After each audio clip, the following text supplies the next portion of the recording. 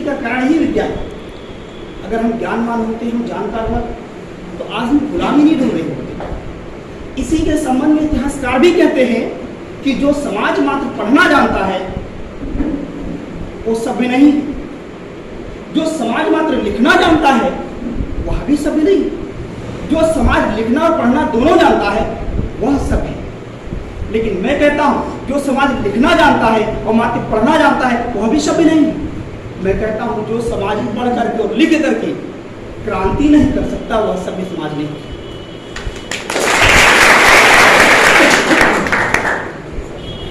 मैं अगर विद्यार्थियों की बात करूं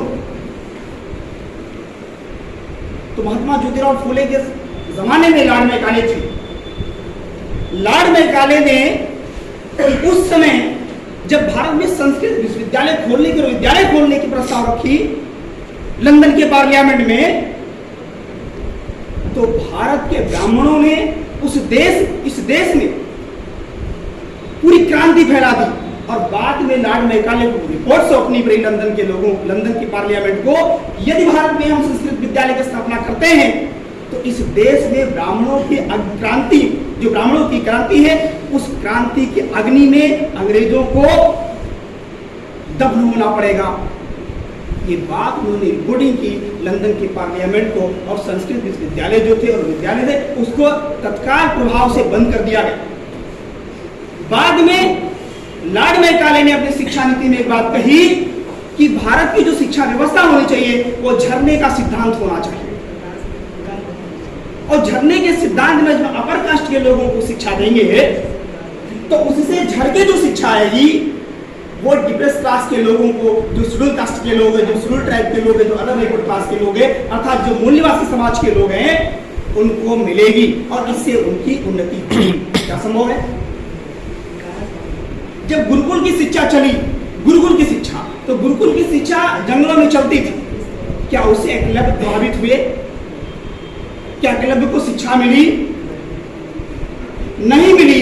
तो उन्होंने उस समय महात्मा ज्योतिराव फूले ने उस लॉर्ड मैकाले की शिक्षा नीति का घोर विरोध किया।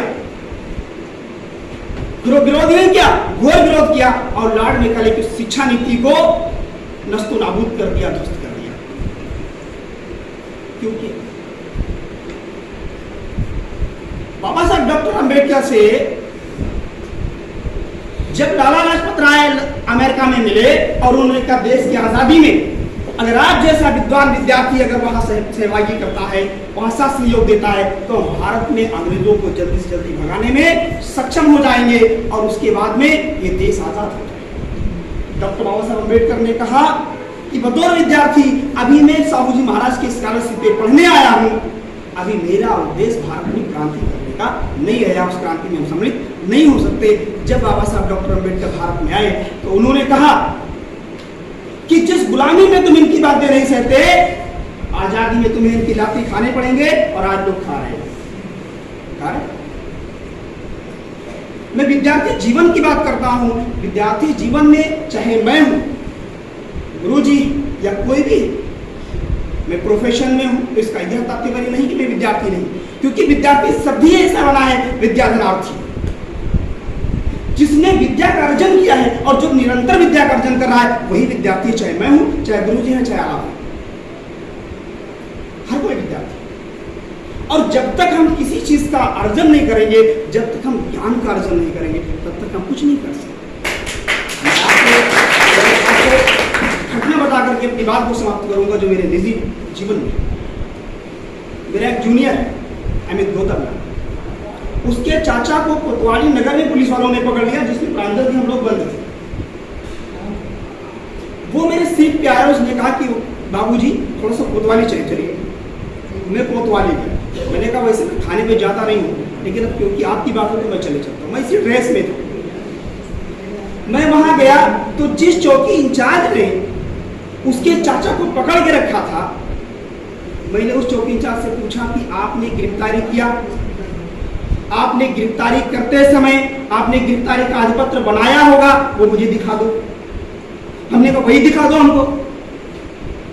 उसके बाद में जब वो नहीं दिखा पाया तो एक दरोगा जी बैठे थे, उन्होंने कहा वकील साहब इधर है, हमने कहा बोलिए। उसने कहा वकील साहब मैं आपसे कम पढ़ा लिखा नहीं हूं। तो हमने कहा महोदय मैं भी आपसे कम पढ़ा लिखा नहीं हूं। उसने कहा अपनी वर्दी उतार दीजिए, मैं अपनी वर्दी उतार देता हूं और बहस कर लीजिए, अगर मैं हार गया तो अपनी नौकरी से इस्तीफा दे दूंगा। हमने कहा महोदय अगर मैं भी इस प्रांगण में कसम खाता हूं कि अगर मैं भी हार गया तो आप bar council of Uttar Pradesh में रजिस्ट्रेशन रद्द कर देंगे। दरोगा से मैंने कहा, हमने कहा आपकी इस कोतवाली में सीआरपीसी रखी होगी, उस सीआरपीसी की केवल मुझे सेक्शन 57 की प्रक्रिया बता दो क्या है। मैंने कहा 57 की प्रक्रिया बता दीजिए। उसने कहा मेरे कोतवाली में सीआरपीसी नहीं। हमने कहा कोतवाली इतनी बड़ी कोतवाली, इस कोतवाली में सीआरपीसी नहीं। हमने कहा जिस व्यक्ति को आपने गिरफ्तार किया है उस व्यक्ति के गिरफ्तारी के संबंध में आप लिखित में सूचना दी होगी, वही दिखा दो।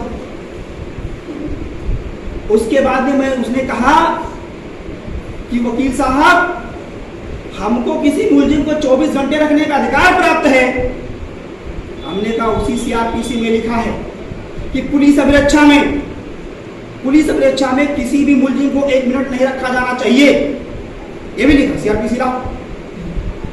हमने उनसे और कहा, हमने कहा महोदय भारतीय संविधान के अनुच्छेद 21 में लिखा हुआ है प्राण एवं दैहिक स्वतंत्रता, और उस प्राण एवं दैहिक स्वतंत्रता के मामले में Kehar Singh versus state of union of India के केस को आप देखिए क्या साइटेशन दिया सुप्रीम कोर्ट। हमने उनसे कहा अनुच्छेद 22 में चले जाओ। अनुच्छेद 22 में लिखा हुआ है जो भारतीय संविधान है 1 और 2 में लिखा है कि किसी भी अभियुक्त को अगर पकड़ा जाता है तो अविलंब उसके घर के लोगों को सूचना दी जाएगी। अनुच्छेद 22(2) में लिखा है कि वह अपने मनपसंद के अधिवक्ता को नियुक्त कर सकता है, उससे सलाह ले सकता है। ये जो बातें मैंने उससे कही, हमने सिर्फ इतना नहीं कहा था उससे कि जस्टिस हिदायतुल्लाह ने कहा था कि उत्तर प्रदेश की जो पुलिस है वह क्रमबद्ध संयोजित डकैतों की गिरोह का इतना कहना बच गया था, वरना मैं कह के आया। क्यों मैं इतनी कॉन्फिडेंस में ये बातें क्यों कहा? क्योंकि लर्नेट कंटिन्यू लर्निंग करता हूं तो विद्यार्थी का काम क्या है? विद्यार्थी का काम है कंटिन्यू आपको लर्निंग करना और अपने अधिकारों को लेकर इस षड्यंत्र को समझना। काका कालेलकर रिपोर्ट क्यों नहीं लागू की गई, साइमन कमीशन क्यों लागू की गई? अब हमारे गुरुजी एक बात कह रहे थे,